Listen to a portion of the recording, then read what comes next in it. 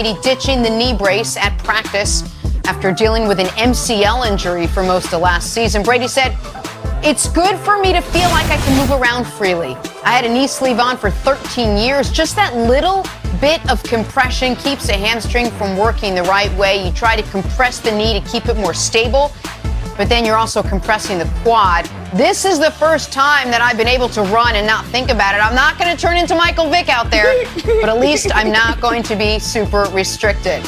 Watch out for Tom Brady out of the pocket. We're going to have to change defenses all across the league. Nick, what chances do Dak and the Cowboys have of beating Brady and the Bucs in Thursday's opener? Factor in no knee sleeve. Factor that in. Factor in that Tom Brady's. I mean, he's going to be, Jake the Snake Stabler out there. Come on, man. Stop it. And you wore it for 13 years, but now at 44, he's like, I'm ready to take it off. The knee sleeve thing has to be a TB12 marketing ploy to be named later. So I'm not going to incorporate that into my analysis, Coach. But I think that there's two ways if we are going to use as a blueprint last season. I know that you can't do that always, but for a team like Tampa that brought everyone back, and because it's week one, we're going to have to use some of last season. Two ways to beat Tampa. One is to try to just get in a shootout and outscore them. And Dallas, at full strength, maybe could do that. If Zach Martin were there, if Dak Prescott were rolling, as opposed to not having played in 10 months, then maybe they could do that. But with no Zach Martin in Dak's first game since he broke his leg, I'm going to scratch that way off the board. The other way to beat Tampa is ferocious pass rush, get to Brady. It's how New Orleans did it twice. It's how Chicago did it last year, if we're using last year. And I know Cowboys fans think I underrate DeMarcus Lawrence, and I know they added Micah Parsons. I get all that. They are not going to have a dominant front seven, certainly not a dominant defensive line. So I don't see a third path. I don't think Tampa's all of a sudden going to make a ton of mistakes. I don't think they're going to have a 3-turnover game. And for those reasons, it's the NFL. So, of course, I'm not going to call it 0%. But I would be very, very surprised if Dallas is able to go to Tampa on ring night or, banner night and beat the Tampa Bay Bucs. Yeah, I agree with you, Nick. It's going to be really hard for them to do that. And ring night or banner night or whatever you want to call it, it is a pretty incredible experience because all the emotion from the previous season comes flooding back. You remember all the amazing experiences, and it's powerful. It's a powerful feeling going into that first game when that banner comes down. And in the 3 Super Bowls the following season, we beat up on Pittsburgh after the first Super Bowl. We had a close one versus Indy, and then I think the third one we beat Oakland by 10. But that definitely played a part. And I think the other thing that's difficult is Dallas is going to have a lot of young players, a lot of new players on defense, and that's something that Tom should be able to take advantage of. And I don't know where they'll be offensively and how much they'll roll. And I understand, you lost your starting guard, and it feels like every time we talk about Dallas, there's some reason the offense can't score a bunch of points, and so this is the new one. They lost their guard, so there's always some reason why they can't score a bunch of points. Coach, I know you were saying that banner night gives the Patriots gave the Patriots. Hang on 1 second here. Let's see if I can. What the hell is this face? What the hell is this face? I'm a Bill Belichick guy.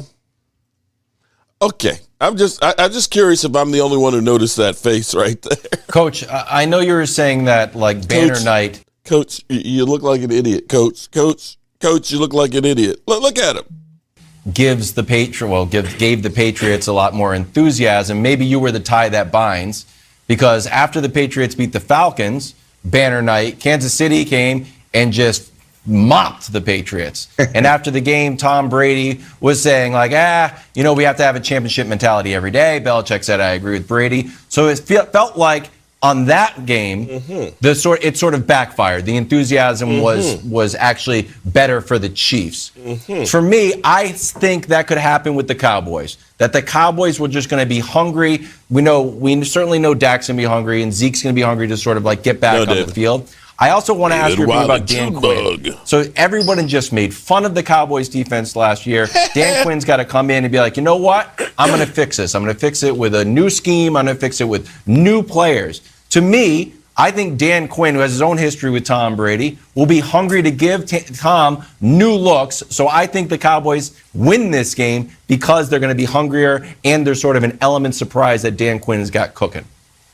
Well, there definitely is an element of surprise in game one, either way. And where Dan really helps this defense is he's going to simplify things in a lot of ways. He's going to have the guys playing fast. And I imagine that's how he'll start out, is making sure that everybody understands exactly where they fit and they can play as fast as possible. And that does mean a simpler defense overall, but it gives them, those young players, those new players, the best opportunity to compete in this game that is not only going to be new with them working together, but you don't really know what Tampa's going to come out with either. So I think that's a real advantage. To your point about it going the other way, that's possible too. How you deal with success is an unknown for Tampa Bay. I would imagine that Tom has talked to him about that and the pitfalls of being overconfident, especially going into the opener. But that's real too. You can go into that game thinking, hey, we're the Tampa Bay Buccaneers. Of course we're going to win. And that overconfidence can kill you with a younger, hungrier team in Dallas. Yeah. We're almost finished with this. Yeah, Wiles, I've seen that happen a lot in basketball. Yeah. You know, teams on opening night, they get their rings, and then they go out there and get clobbered, all right? So it's a possibility, but I'm not giving it a possibility. I give the Cowboys zero chance of winning this game. Zero. I don't think they're ready. They're ready to beat the Giants. They're ready to play, the Eagles on opening night. But they're not ready for the defending Super Bowl champions. And Tom Brady, as Coach said, a week after they won the Super Bowl, he was working out and posting, getting ready for ring number 8. So I don't think he's going to let them be complacent. I think they're going to come out excited about the season, ready to run it back. So I don't think Dallas is ready. Dak's first snap, all right, not series, not game, snap, since he broke his ankle will be against one of the best defenses in the league. Obviously, Zach Martin is now out. So their offensive unit hasn't even played one series together or one snap together in the preseason. So they got a lot to work on. Now, look, it's not going to ruin their season. That's the silver lining. Their schedule gets a lot easier after week 2. Obviously, they're in that NFC East bad division. And Zach Martin will be back, thankfully, for the Cowboys. So it's nothing to get down on if you're a Cowboys fan when they lose this game. And I would even say if they play Tampa Bay close, if it's 32-24, Nick, like a legit close game. I get it. The Cowboys players, they can't get excited and say moral victory publicly, but the fans should. Good evening, friends. Mark Holmes here, of course, with my buddy Cowboy Jobu, as well as Joe Bear in the house. And as always, I want to thank you all for watching, commenting, subscribing, and being part of the Jobu Sports Report. Without you guys, as well as you ladies, you know that this shit is not happening without you. So make sure you hit the like button, hit the subscribe button, help a brother out. And if you're watching on Facebook, on one of the many channels, on the pages, I'm talking to you. Yes, you watching right now on Facebook. If you're watching on Vimeo, come on over here to YouTube so that way you can be part of the chat. Because unfortunately, I only got 2 eyes. I got all these screens on here. I can't watch YouTube and Facebook at the same time. So come on over here. James Nook, a.k.a. Cowboys Junkie. Thank you very much for that super chat. As well as I know David Wiley, I believe you hit us up on here as well. I believe, damn. I know. Wait a minute. Hold on. I know who else is in here. My man with the barbecue restaurant in Houston. Oh my God. I'm literally losing my mind here. Damn. Mike, who am I missing? Junebug. That's it. Junebug. I know him, David Wiley. Who else did I miss in here? I know I missed some. Hold it. Let me get open for business here. And let me wake up those football gods. Wake up. James Nooks. Rodney Stepaway. What's up, Rodney? Thank you very much as well. I'm excited, man. I am pumped up. This is our last regular live stream before we take on, oh my God, the Tampa Bay Buccaneers in 2 days, 23 hours, 7 minutes, and 21 seconds. Oh my God. Oh my God. Are you excited? Are you ready? I'm ready. And you know what? I am sick and tired of listening to these mother humpers out here that say we have no chance. We may lose this game. Hold on, wait. Hold on, wait. I need to check. Can you, brother? Can you hear me? Michael Irvin. Can you hear me? What? Mike sound nice, check one. You know what? I didn't see. I didn't have time to watch. My mic sound nice, check 3. Are you ready? Yes. Of course he's gonna say we're gonna whip some ass. Welcome to the show, Michael Anthony Fitness, aka Missing from Time to Time. What's up? You doing good? At least let Michael Irvin talk about Dallas Cowboys in a positive light. Well, let's see. You see, ESPN done struck gold. Because come Monday, you know it's going to be fireworks. I forgot all about Michael Irvin being over there and stuff because I know he's basically... Mark Holmes, I'm coming for your meat. He's coming for our meats. All right, so I'm going to say, okay, now again, I'm on truth in advertising. I am a homer. Oh, damn. Alicia. What's up, Alicia?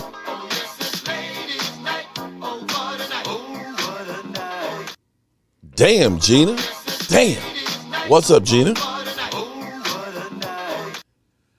We got Gina Thorne, who's really a rose. What's up, Gina?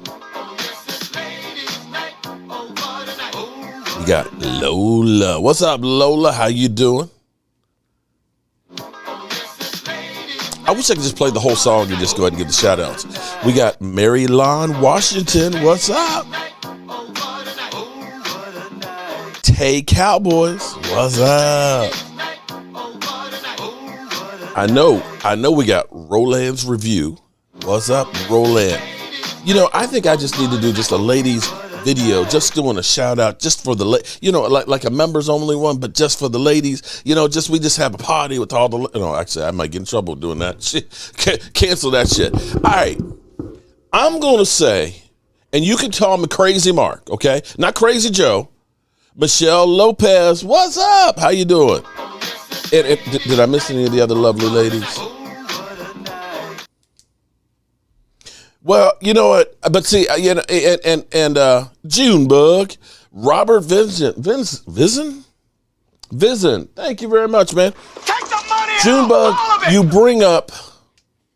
you bring up an interesting point. But see, that was when we had the stank of Jason Garrett. I'm gonna say I believe that that's different because see, that was broken last year because we lost the first game and we didn't make the playoffs.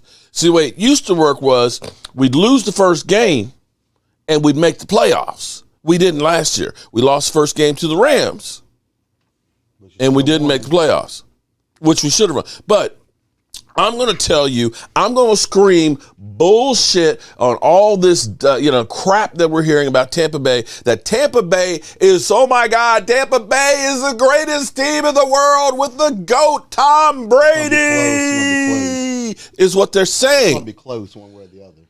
I'm going to go ahead and say, maybe, but you're going to have to prove to me with the Cowboys actually playing them, okay? It's going to be close. I keep hearing this thing about they're bringing back all 22 starters from last year. They're great. But you know what? Yeah, they were great last year. They were great last year on a COVID year. But I'm going to say, hold up. I'm going to call bull. What you going to call bull on? Because you have to think about it. What's that? We had the pandemic last year. Yes. And they happened to be in their home stadium. Stadium. True. So, I mean, it kind of makes sense for them to go to the Super Bowl. Well, it seemed kind of perfect for the NFL to have, Exactly. you guys ain't got to travel, with the COVID. But no, I'm going to say this much because, see, I'm an old guy. Okay, I'm an old guy. And actually, Tom Brady's an old guy too. In fact, there's a lot of old guys on Tampa Bay. I know that, hey, man, that some of these guys last year had great seasons on the defense. But I want to point out something here that's going to be interesting because Namakhan, okay, or however you want to call it, the big guy with the bad attitude, okay? He's getting up there. He's 34 years old. God dang. He's 34. Wait a minute. Now, I know he had like 7 sacks last year. I get that. Then you got JPP. JPP is 32. JPP is 32. Vita Vea is the youngin at 26 on the defensive line, on defense front. And William Goldston is 30. That's not exactly spring chickens. Now, as far as the linebackers, Devin White is 23.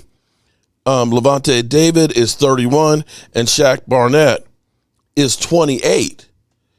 This is actually an old group of guys. Now, one thing that Tom Brady used to always do, after they win the Super Bowl, 30% of you motherfuckers are gone. Because I'm going to keep everybody on their toes. I don't want anybody to get complacent. You know what I'm saying? So I'm not going to say that Tampa Bay isn't a good team. But I'm not sure that this revisionist history of Tampa Bay is exactly the right thing either. I don't think they got better. Well, but see, hold on. I want to actually, again, I'm making a theory, okay? This is the Mark Holmes theory, okay? Now, again, Mark Holmes, and look at this, broke-ass media. Damn. I need to turn, there we go. Turn that just so you can see my pretty face. You can see my pretty face now. I want to point out something here, and maybe I'm reaching, maybe I'm just crazy, Mark, and all that, but I want to look at something here. I want to actually go through last year's schedule for the Tampa Bay Buccaneers. They lost a division, too. Okay, there you go. They were second in their division to New Orleans. Martin, what's up? Martin, I don't know your last name. Martin, thank you for the super chat. Take the money out, all of it. So here's what I want you to look at. As we're thinking about the Tampa Bay defense, because they're saying, the Dallas Cowboys can't do anything against this defense. It's the Tampa Bay defense. They're God. They're the 85 Bears. They are so good. Blue and white were the whole defense. Yeah, but hold up. I'm just saying that. They were the whole defense. I believe that the Dallas Cowboys offense might not be that bad. Well, with Dak Prescott, they might actually be a pretty good offense, right? With Dak Prescott, we're good. Okay, all right. So I want to just go through that. Just humor me now, guys and ladies. Humor me now for a second. What's up, Zeke fan? Cowboys abroad. Thomas Garrett, Jessica. What's up, Jessica? Another one of the lovely ladies in the place. We got DMS 920. What's up, Anthony Jenkins? How you doing? Is your mama known as Miss Jenkins? Okay, all right. Anyway, let's look at the schedule here, shall we? They played the season opener to the New Orleans Saints and got their lunch handed to them. They lost 34-23. Okay, but you say, hey, that's New Orleans. They played in the Superdome. Of course, that shit happens. That shit happens, right?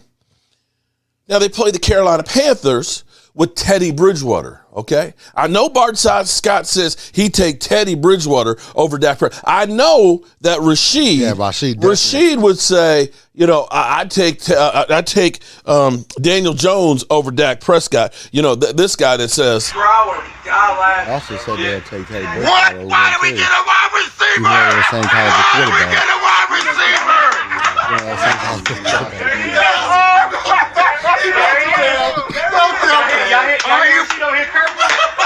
Why did we get a wide receiver?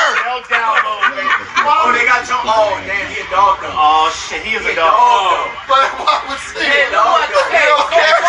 That's a good pick though. That's a good pick though. All right, so They feasted on the Carolina Panthers with Teddy Bridgewater. They won 31-17. Okay, that's what you're supposed to do when you are a better team. Then they played against the Denver Broncos, of course, which, Drew Lock was the quarterback. I know Colin Cowherd originally said, Drew Lock could be one of my dark horses to be MVP. Mm-hmm. Yeah, okay. Anyway, they feasted on the Denver Broncos, who, mind you, didn't have Von Miller too. Just saying. 28-10. They feasted.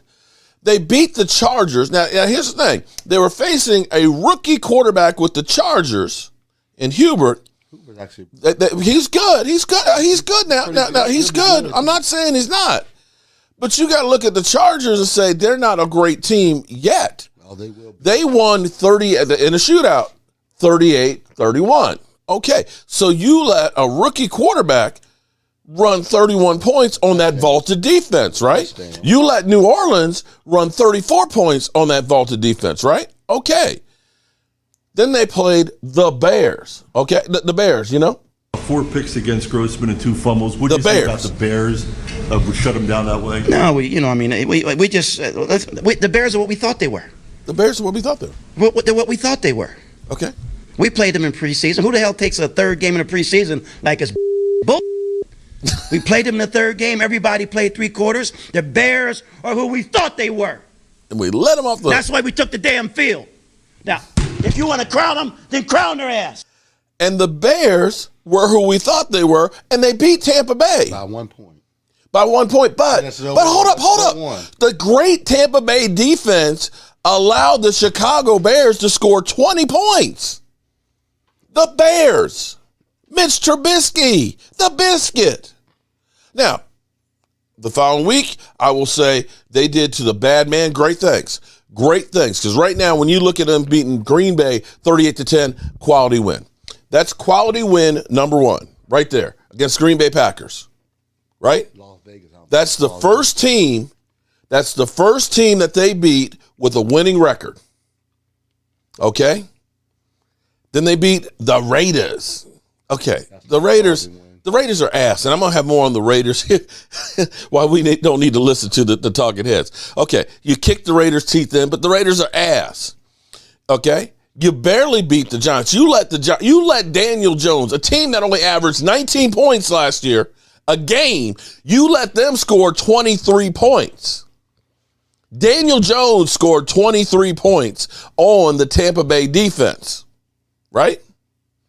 And then you played against New Orleans again, and you allowed New Orleans to score 38. And then you played Carolina again with Teddy Bridgewater, and you beat them, but they were a bad team. They still scored 23. The Rams, okay? You lost to the Rams. You actually allowed more points than the Cowboys defense did to start the season. We only gave up 20 points to them and lost the game. You gave up 24 to the Los Angeles Rams. And then the Chiefs, now you slowed down the Chiefs some. You held them to 27. I'm sorry. You allowed, the Rams to score 27. You see what I'm talking about right here? Are they 27? Okay, so far, the only team that they beat with the winning record was the Green Bay Packers. You go to Minnesota, you beat Kirk Cousins. Okay, you beat you beat Kissing Cousins. Okay, all right. Be replaced next year by and of course, you let the Atlanta Falcons score 27. Okay, you got that one. You beat the Lions 47-7. Congratulations, you beat the Lions, and so much for the great quarterback that is Matthew Stafford. And then you destroyed the Atlanta Falcons. So let me be clear here. That defense... They almost lost to Washington, too. That defense that everybody's so high on, the only offense that they slowed down and won was the Green Bay Packers. I'm sitting here looking at if Justin Hubert, as a rookie, could score all those points against them. 31 points? You're going to tell me that a young wide receiving core that the Cowboys have against that older defense doesn't have a chance to score a whole bunch of points?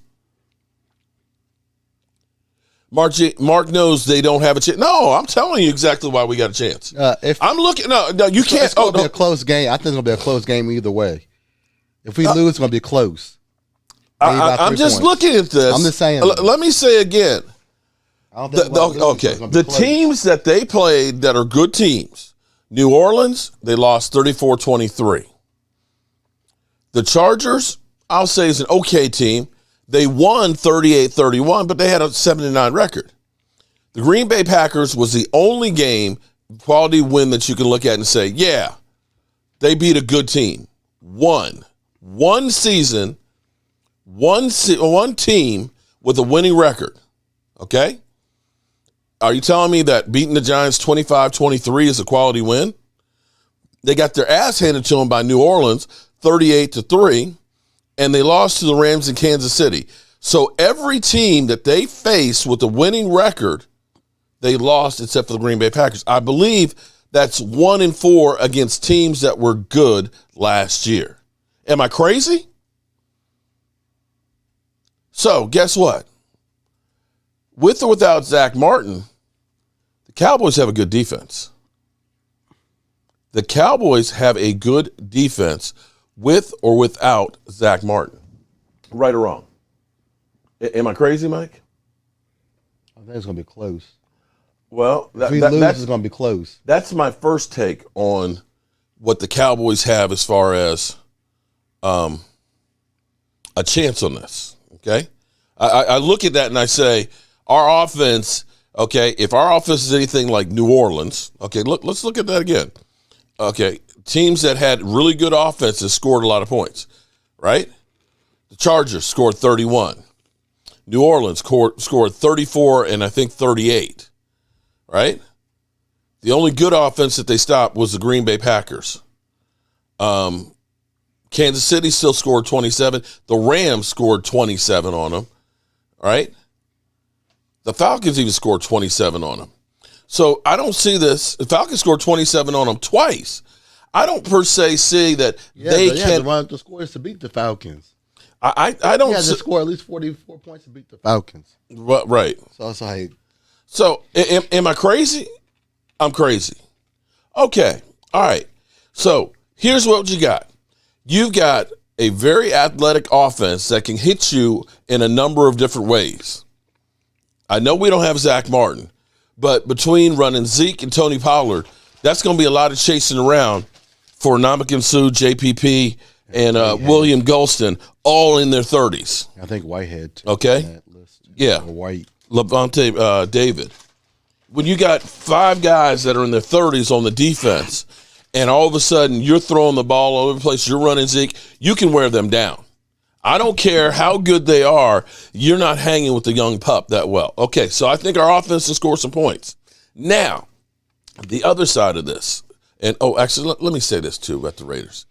FYI, for all you mother humpers that are listening to the talking heads out there and figure, oh man, all you got to do is listen to ESPN and you're going to win football, right? Because that's the way some of you guys, y'all hear stuff like, oh, it's garbage time, Rashid. Dak Prescott, oh, he's no good.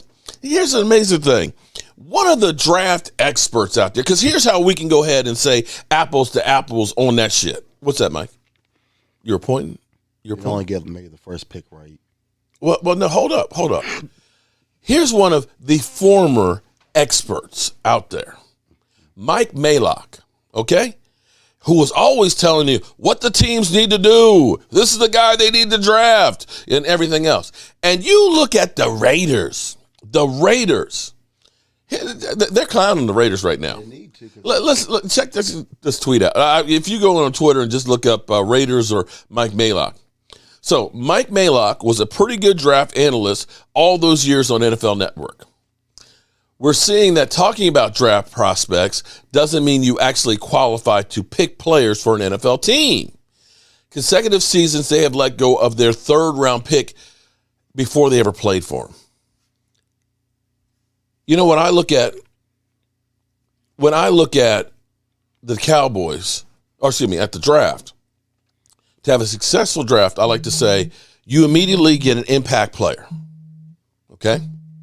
You get a guy who's a stud. Last year was CeeDee Lamb for us. You get another starter, okay, immediate starter, right? So that's the next thing you want to get. Next thing is you want to get some depth. And then finally, a special team standout. If you do those things, you've had a pretty good draft because it's hard to draft guys. Your third-round pick should at least be depth on your roster. Their third-round picks didn't make it out of training camp to make the active roster. They were so bad. So when you think about Mike Mayock, who was considered to be one of the great draft analysts and things, and they say that they're there on TV to tell you what you should be doing and what the teams are doing wrong, and yet he gets that position, and you look at the moves that they made that are like fantasy football. You know what? Let's get rid of Khalil Mack. We can get a whole bunch of number ones for him and stuff. Let's go ahead and get rid of Amari Cooper. We'll get a better wide receiver and stuff from him. Always drafting wide receivers. Well, that or and of course, here it is. They draft poorly, and then they have to go through and get aging players. So they signed KJ Wright. Remember, they had Jason Witten. So you're sitting here looking at this thing. It's like, Witten got paid too. What the hell is going on with the Raiders? So he's not the exception. He's more of the rule. Because when you listen to Stephen A. Smith or Lord help you, Skip Bayless. You know what's amazing about Skip Bayless? Have you ever seen Skip Bayless actually visiting a team? Actually going through and actually watching a team work out, doing camp visits, do you ever actually see him like interviewing the players on the sidelines of the field, getting to actually know them? No. I don't. Oh, Mark Holmes, the Illegal Lottery. What's up? You're back, man. What's up? Brandon Alexander, Mark should work for ESPN with his stupid takes. Well, thank you very much, Brandon Alexander. I at least have something to back it up behind me. I can at least point to what Tampa Bay did last year, and it's not quite the narrative that you're being told. Everybody keeps saying, the Tampa Bay defense, oh, you can't do anything against it. But yet, a lot of teams did. A lot of good teams with offenses did do some. Am I wrong on that? I didn't see a shutout there.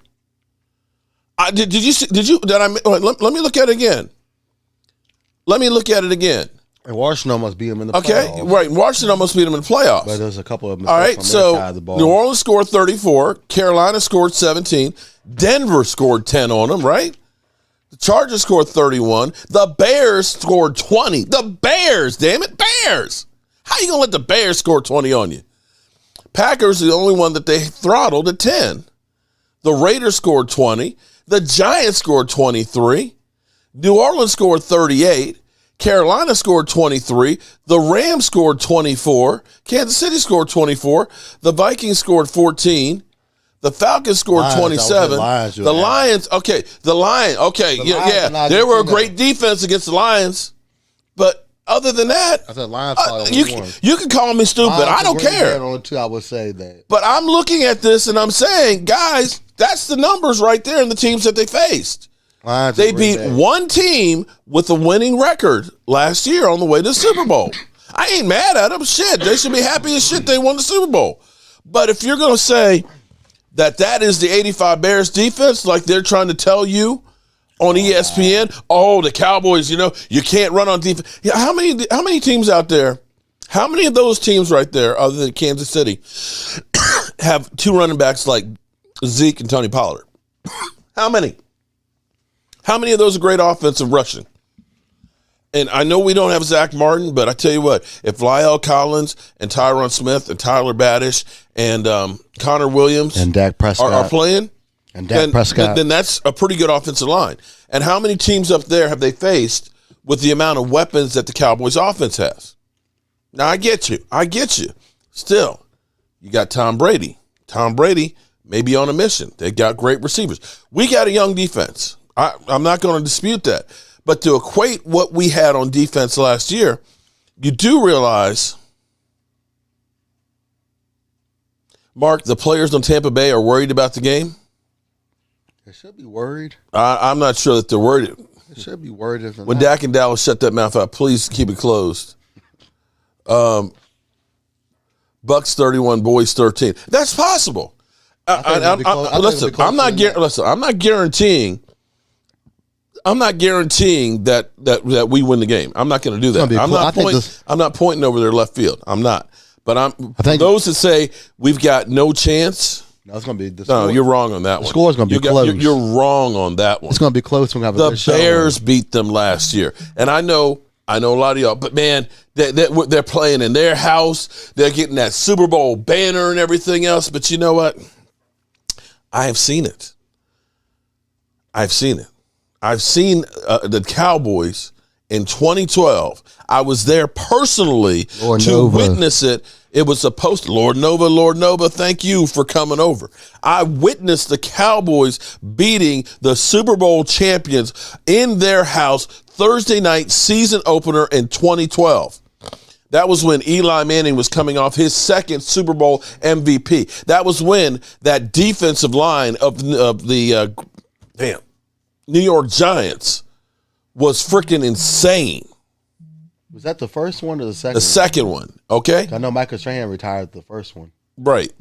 But it was that defensive rush that got to Tom Brady. Now here is my saving grace. We got young cornerbacks. Tampa Bay's got great wide receivers. They got the GOAT there, okay? But I'm going to tell you, the Cowboys can keep up points-wise with Tampa Bay. Oh, it's going to be close. What it's going to come down to, Tabitha Johnson. It's going to come down to 3 points. Oh, no, I'm sorry. Talisha Johnson. Sorry. Talisha. Is that it? Is that right? Talisha Johnson. Dun-dun-dun-dun-dun. Okay. All right. What's up? How are you doing? All right. Here's how the Cowboys win.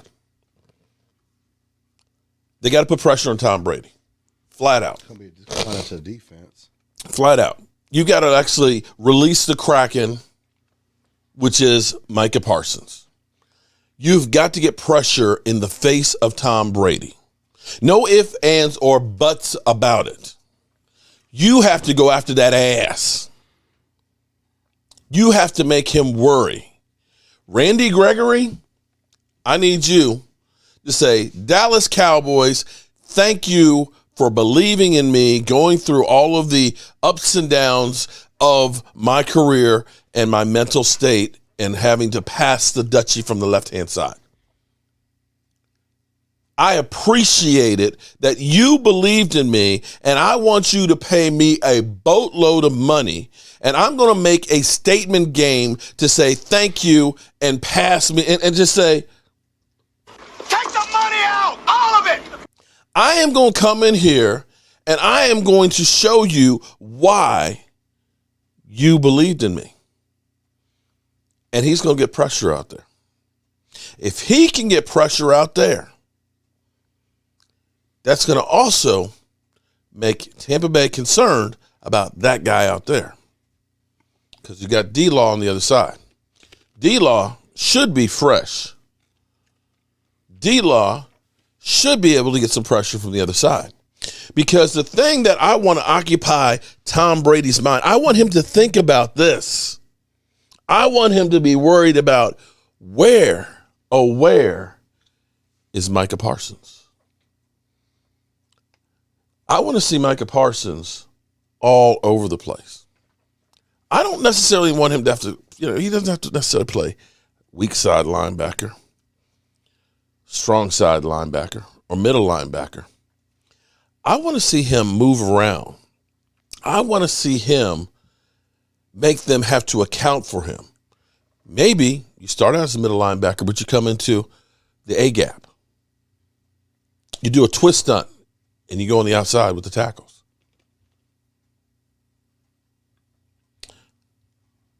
Brandon broke back. Well, hold on. Broke Dak Mountain.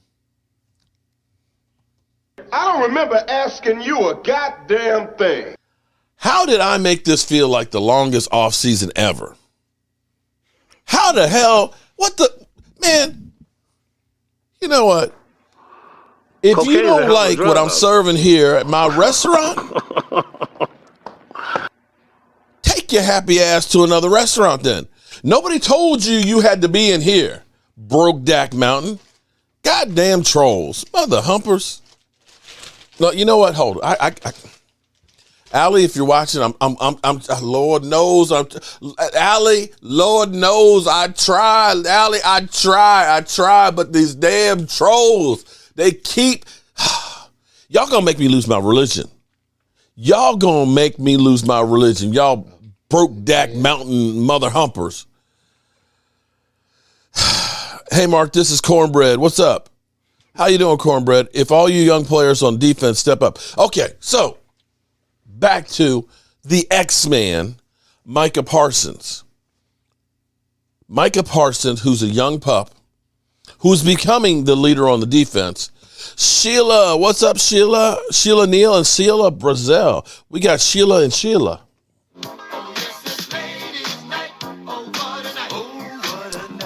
What's up, Sheila and Sheila? Okay. All right. Now, you know, it's cool. It's cool because you know what? Those jackasses that hate the Cowboys and talk, they ain't gonna talk for long. They ain't gonna talk for long. Okay. The Cowboys are gonna have a good season. They're not gonna win every game. I'm not saying they're gonna win every game, and you can't expect them to win every game. But you know what? They're gonna win enough games to get in there and make those playoffs. I will say that much. I believe that they will make the playoffs if they can stay healthy. All right. You get Micah Parsons in there making some plays in the face of Tom Brady. Tom Brady gets uncomfortable.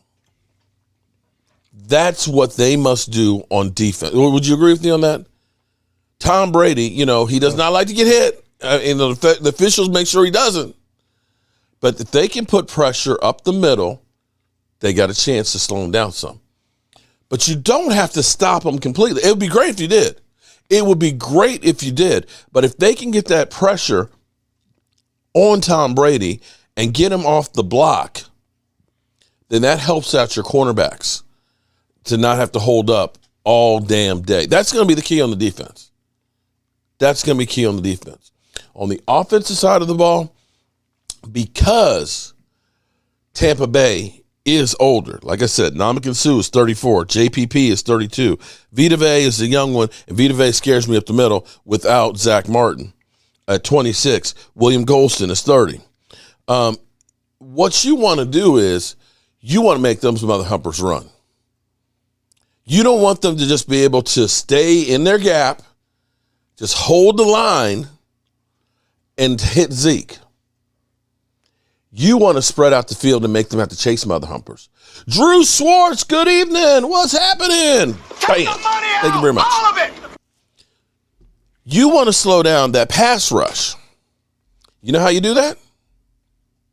Here's what you do to Tampa Bay. Screen pass. Screen pass. You get Zeke Elliott. Tapping him. Give him the flipper. Give him the flipper on the way out. Boom. Screen pass. Because if you as a rusher are rushing upfield, oh man, I get past the run back, I got the quarterback, and all of a sudden it just gets dinked over your head. Now, I got to take my old ass and do a 180 and chase some other humper. And when you start getting to be 30 years old plus, you get tired. You get tired. Okay? That's the first thing you do. The second thing you do is you actually use Zeke as a decoy. You fake the dive. Fake the dive to Zeke Elliott. Turn around, like you're going to hand it off, pull it back in, put it on your hip, and bootleg outside. You move the pocket.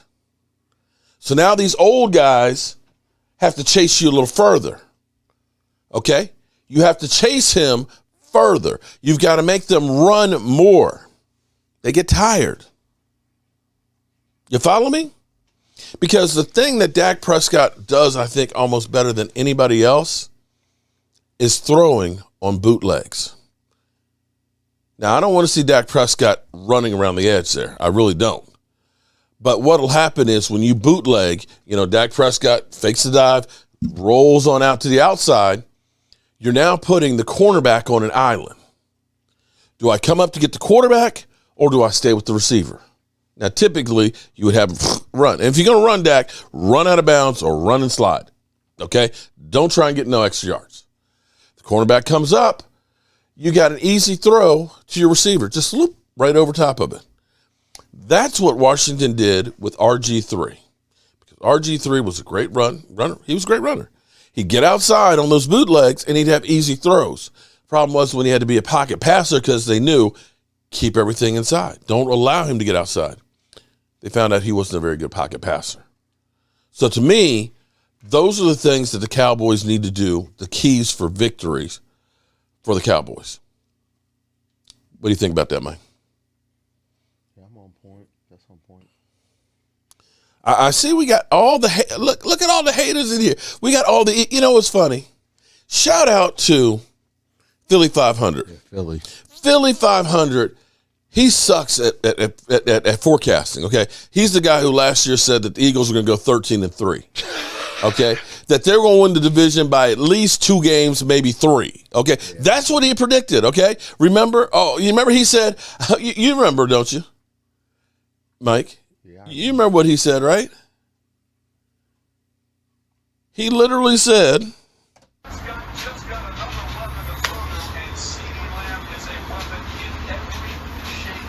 I fire Howie. Fucking fire him. Motherfucker! Stupid motherfucker! What an idiot! What an idiot!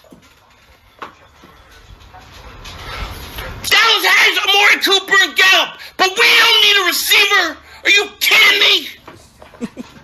I don't want Justin Jefferson. He's ass. He's stupid. I fire his ass. I fire his ass. I mean, Howie's got to be stupid. What are you doing? You just let Dallas take him. I love that. That will forever be a clip. That forever will be my clip. Okay, so that guy, shout out to him. Shout out to him because he's got a career in actually doing videos, okay? Because his video of me and Bad Dog was funny as shit. I ain't gonna lie to you. But I see you trolls are out there. I understand why Philly 500 did that, though.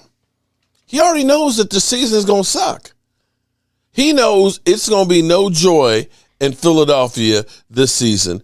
And it's like, you know what? I'm just gonna go ahead and make some comedy films. We're just gonna have fun, right?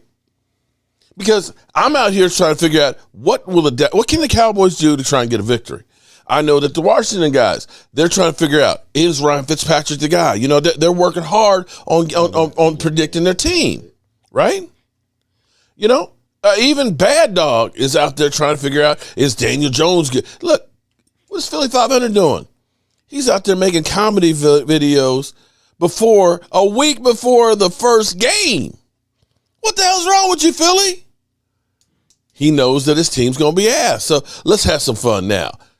And I believe that's what you mother humpers right here, you Eagle fans, you trolls that are up in here, you're trying to get your digs in because you know you're going to disappear like a cockroach with the lights on.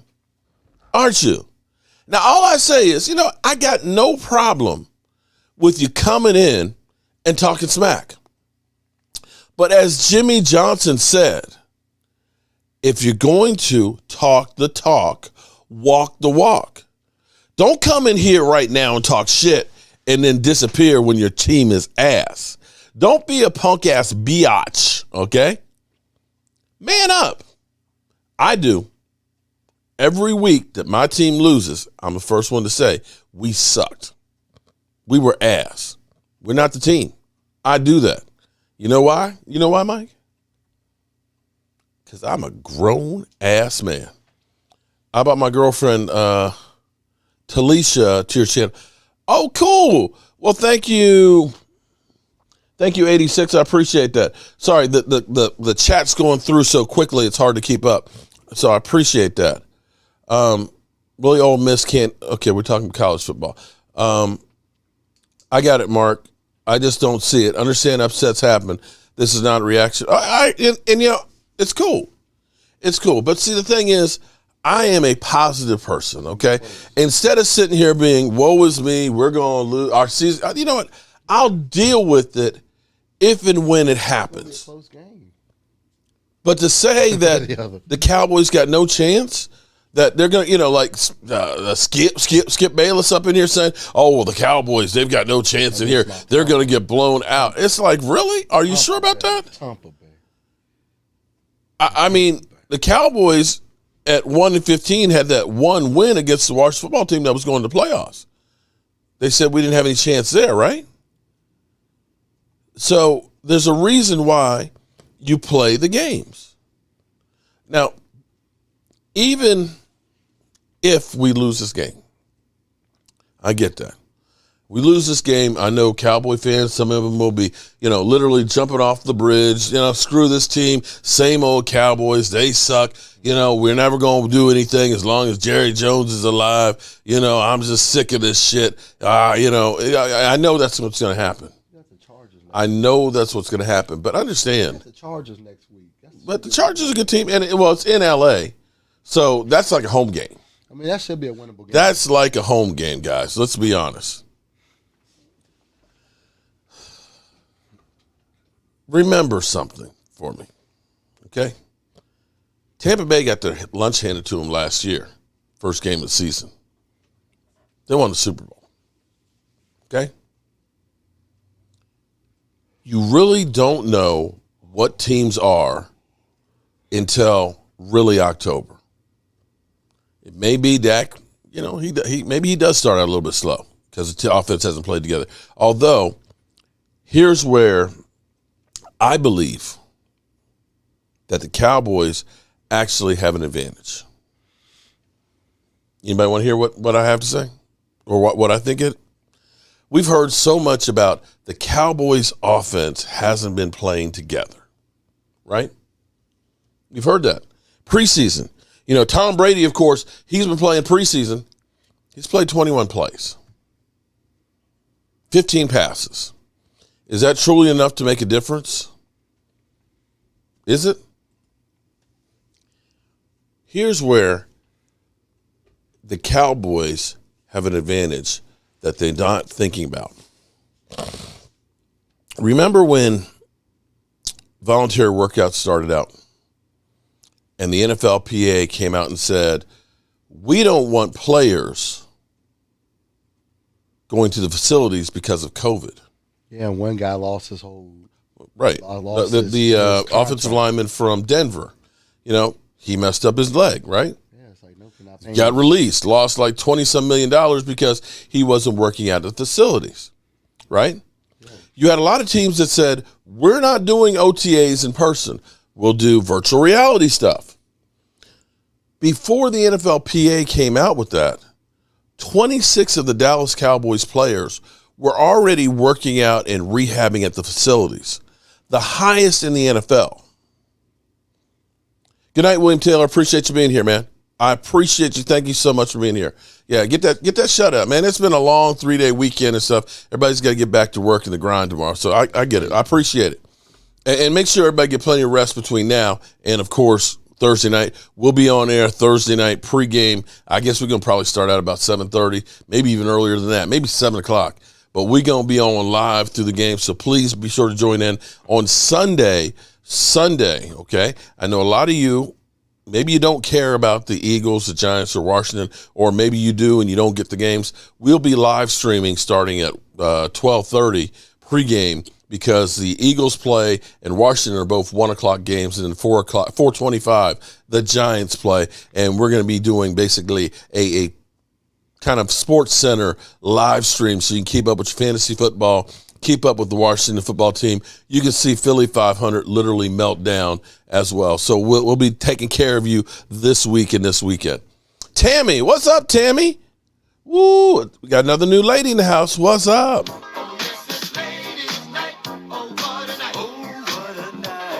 Elisa Stacksville. What's up, Elisa? So many new ladies. Welcome to the channel. You are very, very welcome. We enjoyed the ladies coming into Man Cave because you can make it smell so much better. You get too many guys in this Man Cave, man, it starts to stink. It gets a little funky in here. Because some of you guys, you need to get the Old Spice, okay? Get the swagger, all right? Because I ain't trying to have a funky Man Cave down here this season, okay? All right? That's why we keep your ass outside. Anyway, what was I talking about? Oh, working out. So then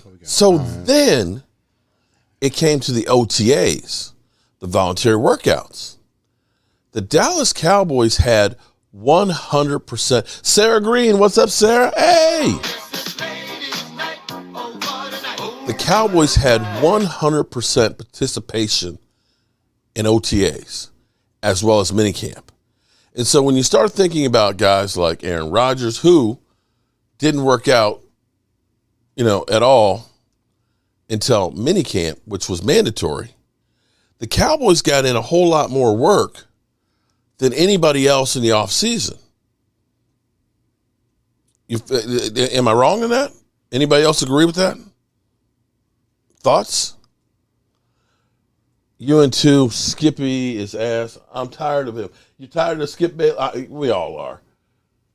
Skip Bayless drives me crazy because his thing is always, I like Dak Prescott, as he turns the knife in his back and constantly tries to make him like, Dak Prescott, $75 million. He should have taken a break. Oh, he shouldn't be doing commercials. It's like, wait a minute. Didn't you say that he should take a break because he gets all these commercials? Then he gets these commercials and stuff, and then you say he's greedy? Oh, please. It's like, really? Really? Hope Philly's taking anxiety pills because it looks like a long season for them. Skip is a bandwagon. Skip, I don't know what Skip Bayless is. I really don't know what Skip Bayless is. Skip Bayless seems more like I almost say he's like when an ambulance chasing lawyers and stuff. He's just looking for an accident or some crap to go ahead and talk about and try and trash the Cowboys for every little thing. Because like Mike Maylock, who was a paid analyst out there trying to tell us what teams should do, he actually got put into the position and he's ass. Could be a long season for everyone with COVID. And Angel, that is the bigger question here. And it's crazy because you almost wonder if the NFL needs to clamp down a little bit more to try and keep it on there. I know they've said that if a team has to forfeit a game, they're paying this, that, and the other. But right now, we've had, for the Cowboys, 8 players on the list, and we don't know if we're done yet or not. And when you think of the Cowboys having to go to Atlanta, where they're playing in a stadium, which will be a full stadium where it's optional to wear a mask. Going to Atlanta? I said Tampa Bay, didn't I? No, you said Atlanta. We're going to Tampa Bay. I'm sorry, Tampa Bay. Well, we got to go to Atlanta at some point, too. David Wiley says he's ready. David, what are we cooking? Are we doing the smoked wings? Are we doing in my smoker outside? We got to get together sometime to get this stuff together. Amanda Brown. What's up, Amanda? Another one of the, good Lord. I'm beginning to feel like we in the club up here. The answer is his name, Skip Bayless. Yeah, it's more like baseless. Pray Cowboys provide us with good wins. Gut Bomber, I'm with you on that.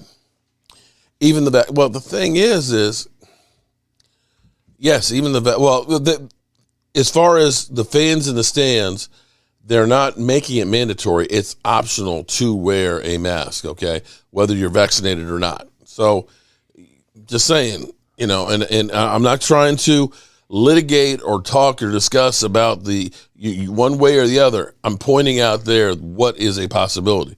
We have already had 8 players that have lost time because of COVID.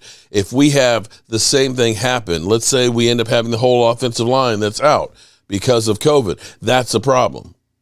So regardless of how you get there, they need to clamp down and figure out how to make sure we do not lose time and games because of COVID.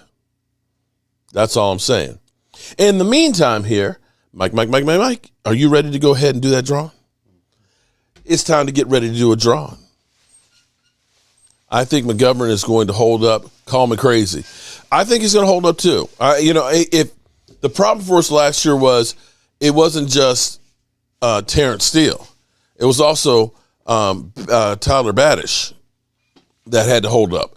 It was also having Connor McGovern getting his first starts. It was also Brandon Knight. It was literally just a shell. One offensive lineman missing isn't as bad as 4 offensive linemen missing. What you got? What you got? What you got?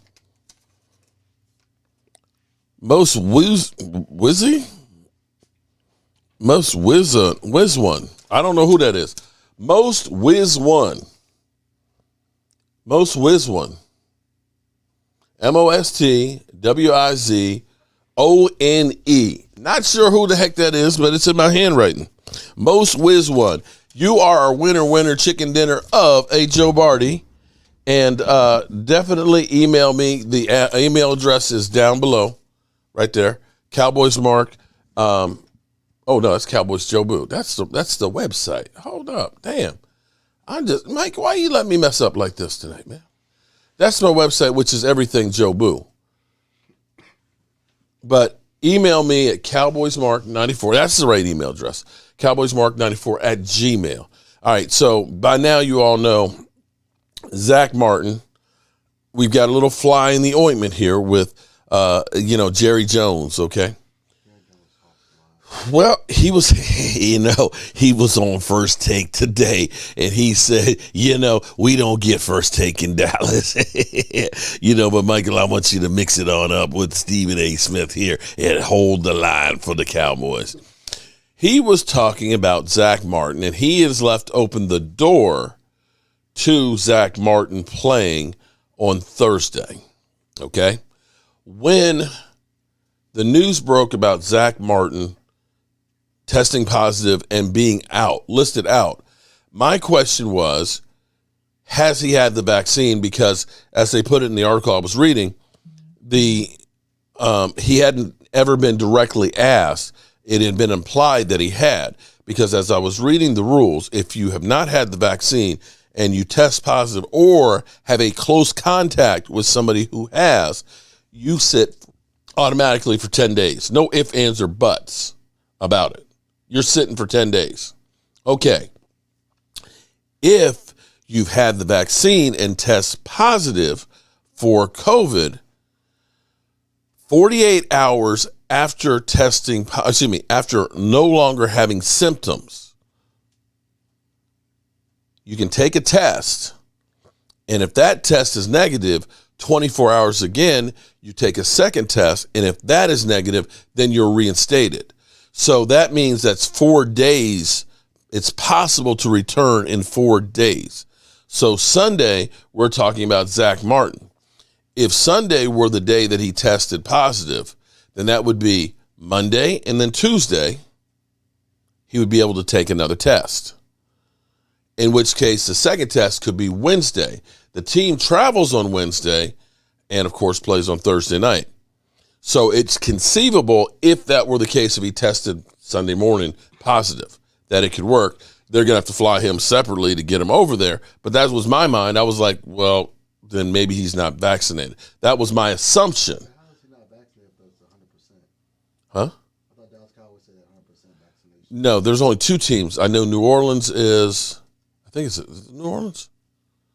There's 2 teams that have actually said that they're 100%. Thus far, only 2. I can be wrong, but I think it's 2 teams that have. But back to the whole Zach Martin. So that in my mind was like, if they're saying he's already out on Sunday, maybe he hadn't been vaccinated, and that's why they're saying he's already out. Now, Jerry Jones, and I think it's slim and none that it happens that he does play, but Jerry Jones said, we're going to be testing him. We're going to be testing him and everything else, and I haven't ruled it out completely. So we do not know if that is the case, or if that's just Jerry Jones being Jerry Jones and Jerry Jones speak. Yeah, and some of you might just say, what an idiot! What an idiot! That's what some of you might be saying right now. Amanda Brown, it depends on when they started the calendar. I want to be healthy, and that's the key right there. Take a helicopter. Well, they just take Jerry's private jet to Tampa. That's a little far to go with the helicopter. And Tammy, another one of the lovely ladies. Welcome, Tammy. And that's where I'm kind of looking at. So for me, this is where there's rules to keep you safe. And the question is, do you go above and beyond what the rules are? Do you as a team say, you know what, it's September now. We got September, we got October, we got November, December, January, and maybe into February. For the next 6 months, we're on submarine duty. Follow me? Just like in the Navy, submarine duty, you hop on the submarine, you may not see the daylight for 6 months. You are in that submarine with your crew, and you are doing your job to protect us. Maybe the players need to say, look, we've got 6 months. Let's do this to make sure that this isn't the reason that we get derailed on trying to be special. This is our job for the next 6 months. And that goes beyond what the NFL says you have to do. Because that, my friends, could be the advantage that you have over the other teams. If we're healthy and they're not, hey, maybe they got to forfeit the game. Maybe they're not in full strength. We are. And that's the way you got to look at it. And shout out to the Cowboys who, it's a good thing. Remember we heard that they were getting some offers. James Snyder, put him in the drawing. Boom. Take the money Shout out to you, James. all of it. You remember we heard that teams were interested in trading for Connor McGovern? Thank God we didn't take that one. And I think this year more than anything else, depth is going to be the key, which is one of the reasons why Jalen Smith. Elijah Williams. Did you just laugh, Mike? I thought you were laughing. Take the money out, all of it. You think we should sign Goddard in free agency? Well, that would be next year if they don't get a deal on it. You know, I don't know that Dallas Goedert wants to come to the Cowboys anyway. But right now, that's too far down the road. Jet D, Mr. Brisket himself, man, shout out to you. What's going on? Valtree Scott, how are you doing? Tammy, as Dallas players are vaccinated, all Dallas players are vaccinated is what I've heard. And that may be true, but it's not being reported as the Cowboys being one of the teams that are fully vaccinated. Just saying what is being reported at this moment. And this is where you think about when you look at the unofficial depth chart. Right now, Jalen Smith is still listed as starter. Surprised anybody? Anybody else surprised on that one? This is where you look at it from a situation of keeping players around to make sure you have some depth in case we lose people. She'll be finishing college in 3 years. Who's going to be finishing, Sarah? Cook, yeah, Jet, I saw the pictures, man. Shout out, 90 pounds of brisket. That's a lot of money meat right there, buddy.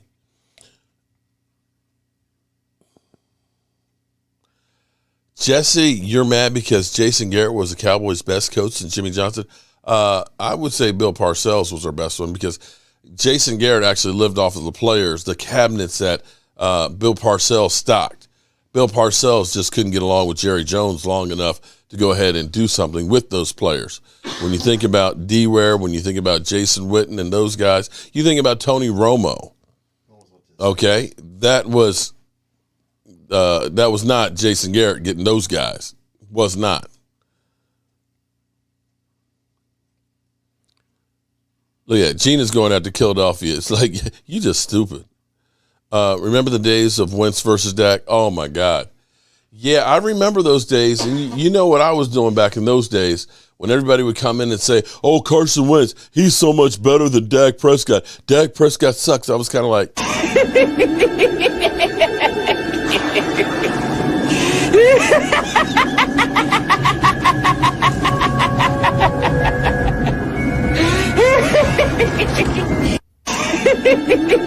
haven't played this in so long. Oh, this was. I'm gonna miss playing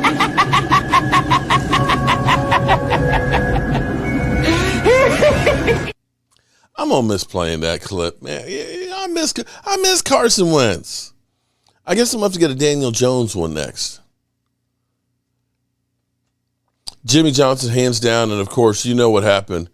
Jerry Jones, of course, messed that one up. Jerry Jones screwed the pooch on. Oh, God. I just think about what it would have been had Jerry Jones, man, Mike, you just don't know, man. You were too little to remember those games, those days, but somehow Jerry Jones, he kind of messed that up. Come to my mind, we had a great run of it. He's a great coach, and I'm proud to have him as a friend and proud to have had the times that we had. We just had a great experience. Answer Switzer's question now? What? Do you think you could answer Barry's question now? I've never been able to know why. I fucked it up. That, not just that, but anything else. No, I can't answer those questions. Well, 86, I'm going to say, I hope that Micah Parsons is Defensive Rookie of the Year. I would love for that, but let's let him get on the field first and see where we are. Personally, as I look at the Cowboys having right now $228,000 in cap room, they broke. They did about everything they could to make this team better. You have to at least, as we get ready to start the season, you have to at least look at this and say they improved the roster from where it was last year. And, some of y'all will say, no, they didn't do anything.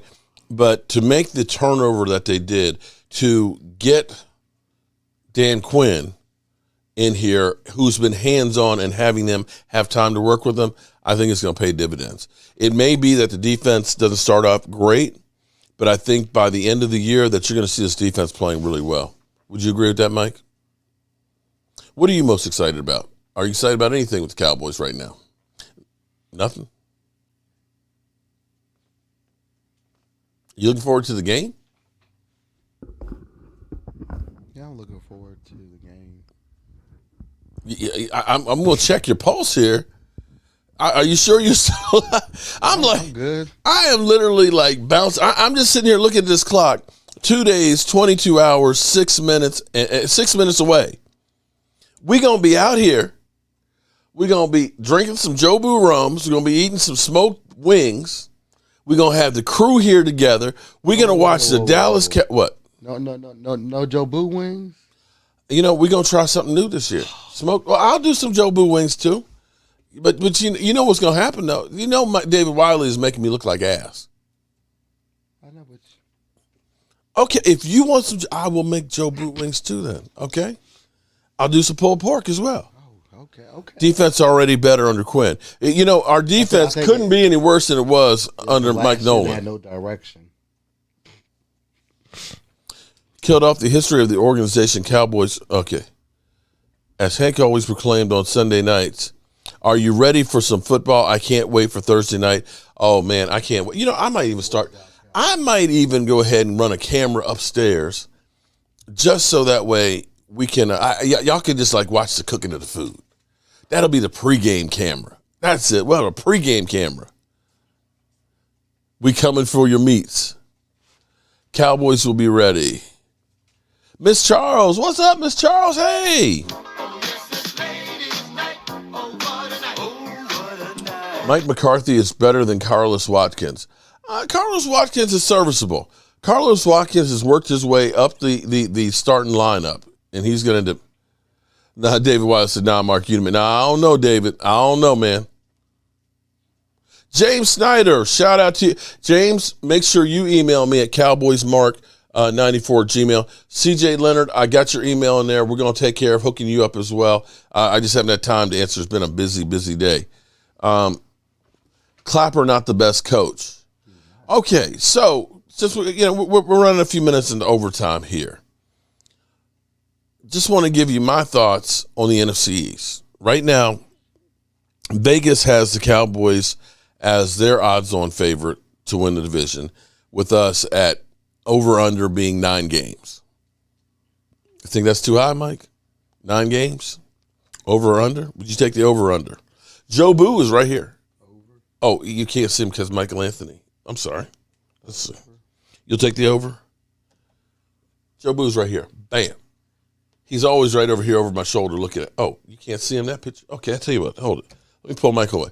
There he is right there. Boom. Jobu. He's here. He's here. Don't worry. He's here.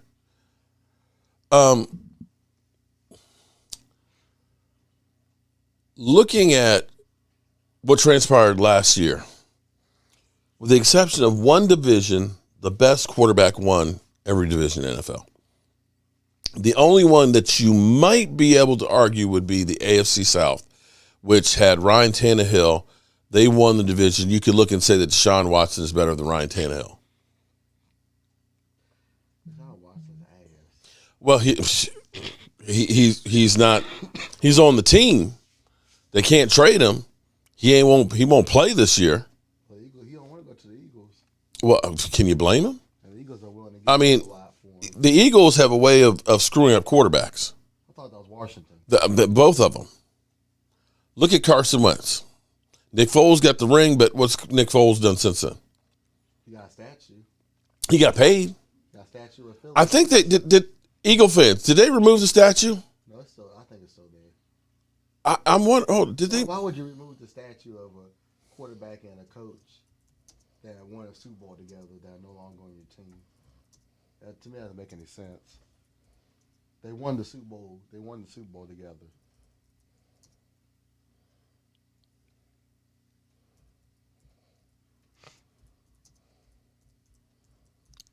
I mean, they kept up.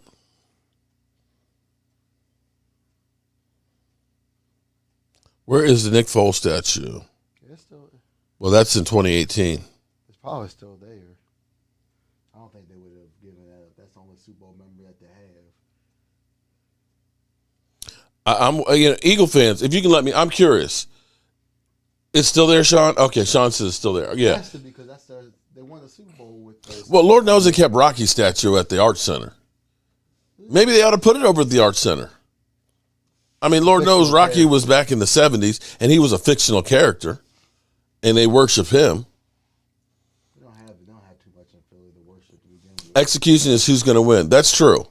And I still believe in the Cowboys. You can call me Crazy Mark, but I still believe in the Cowboys. Now, as far as Washington goes, Washington has a good defense. I think that, again, Washington is inflated a little more than what they really are. Antonio Gibson is a nice running back, but he's not exactly a top 5 running back. The receivers, they're not bad, but you still have Ryan Fitzpatrick. Sorry. I don't see it. Well, and that's the good thing for us Cowboys is by week 14, Ryan Fitzpatrick's already blown his wad.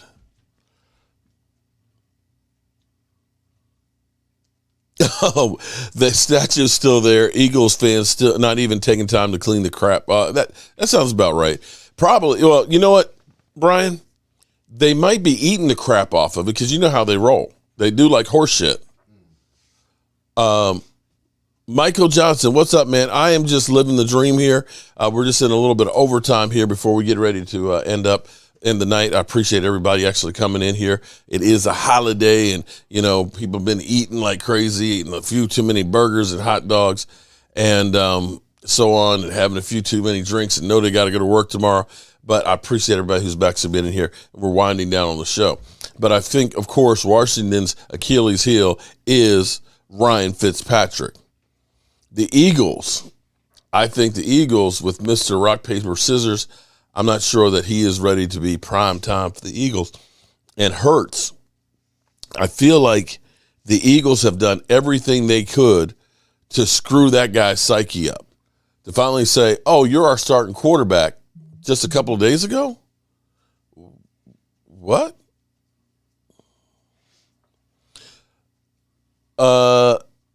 Your boy Junior? Yeah, I remember Law Nation's biggest fan. It wasn't Law Nation's biggest fan, but yeah, I remember him. I think I saw him a week or two ago one time, but I haven't seen him in a while. What's up with him? Doesn't the Washington football team have Flacco is the Eagles' backup quarterback. He's with the Heineke. Heineke is the backup quarterback for Washington. Tyler Heineke, and then Josh Allen. Then Anella? Is it Anella? One of the okay, forgive me. I'm assuming that's the lady's name. True. Then it's about time that he does. It's about time that he loses to the Cowboys.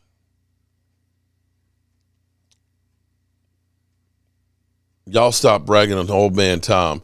I can say that. Okay. Minshew might end up starting in Philly. That's possible.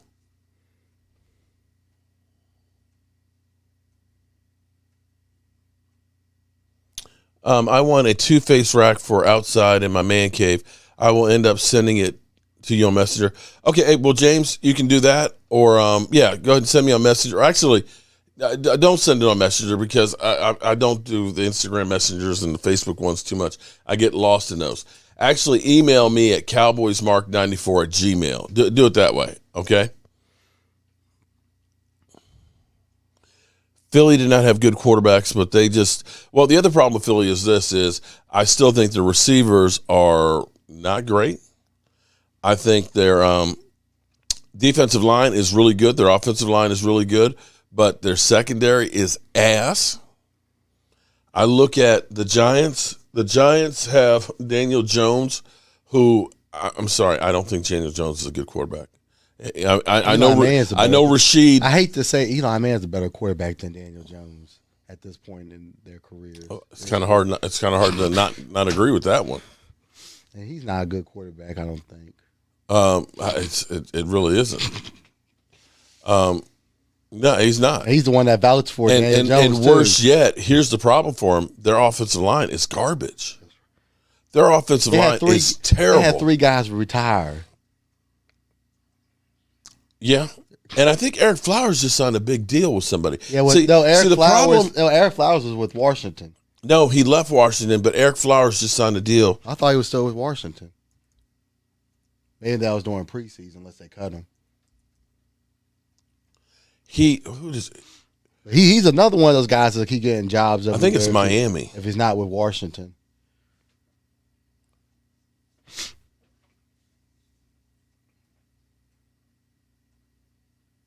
He's like Chaz Green. He's not that good of a player, but he keeps getting jobs everywhere. I think he's with Miami. He might be. It's like Chaz Green's with them. Or was it? I thought it was Washington, but maybe he's back with it because they're saying he got traded back to Washington. Yeah, he did. In April? Yeah, he did. He's with Washington. That's what I thought. Flowers signed a 3-year deal with the Dolphins. Okay. But then he went back to Washington, I thought. They traded a 7th-round pick for him. Okay, but I think he just signed a new deal. They might have cut him too. Hold it. Since the deadline, I don't know. That's where I thought he was with Washington. The funny thing is see, that's where you look at drafting. Oh, he is with Washington. That's what I thought. Okay, shit. He actually played his best football. Or am I thinking of Chaz Green? Chaz Green's with the Steelers. He went to the Steelers. Eric Flowers has got a $13 million cap hit. I'm sorry, excuse me, a $10 million cap hit. No, I'm sorry. $3 million this year, $10 million next year. Yeah, he's with Washington again.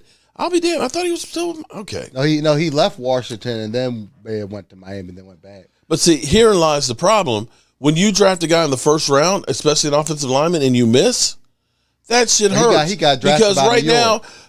York's the one that drafted him. Right, and they don't have an offensive line. That's more, they ended up having to trade Odell Beckham Jr., and ended up paying all that money. It's like you cannot make mistakes like that. As much as we look and say, oh, well, the Cowboys messed up on Taco Charlton, yeah, okay.